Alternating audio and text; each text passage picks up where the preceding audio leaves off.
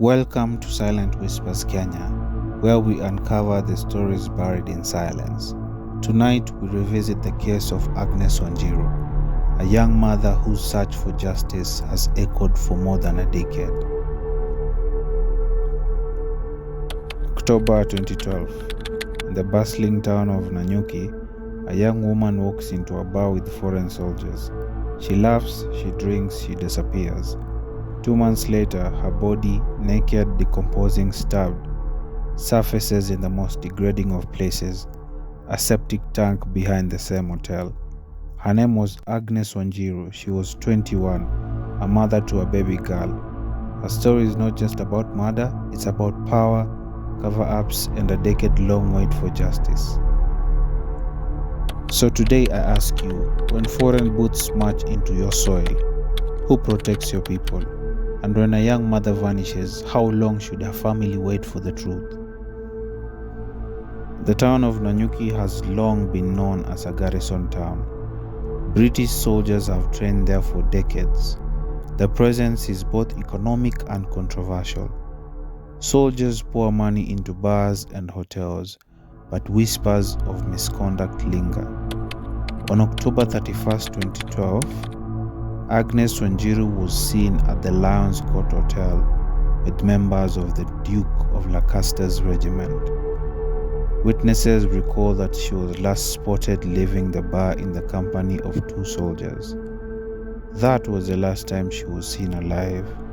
For weeks, her family searched. For weeks, questions mounted. Where was Agnes? Why had she not returned home to her infant daughter? 2 months later, in March 2013, a hotel worker made a grim discovery. Behind the hotel, in a septic tank, lay the decomposed body of Agnes Wanjiru, naked, bearing stab wounds.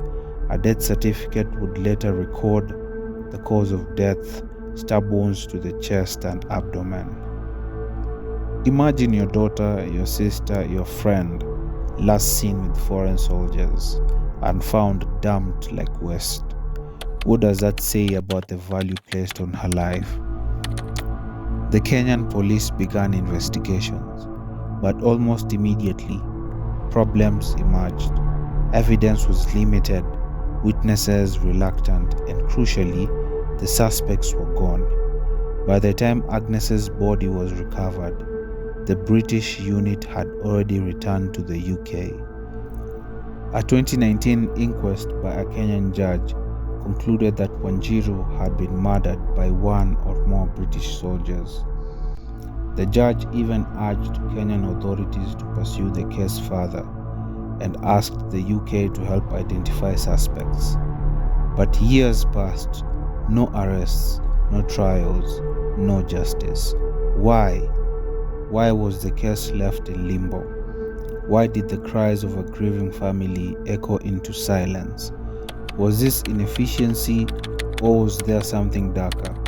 A quiet agreement, a cover-up, or a calculated silence?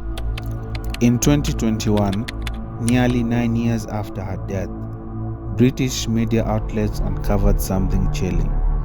Soldiers who had been in Nanyuki that night were part of a WhatsApp group, and in those messages, they laughed about Agnes Wanjiru's murder. One soldier allegedly confessed to killing her. Others joked, shared memes, made light of a woman's brutal death. Some even referenced septic tanks. Think about that. A mother stabbed to death, and her last chapter mocked in emojis. What does it say about a culture, about a regiment, when death becomes a punchline? Were these just cruel jokes or confessions hiding in plain sight? Public outrage grew. Agnes's story, once buried in silence, was now headline news across Kenya, the UK, and beyond. But still, no one was charged. By 2023, pressure mounted.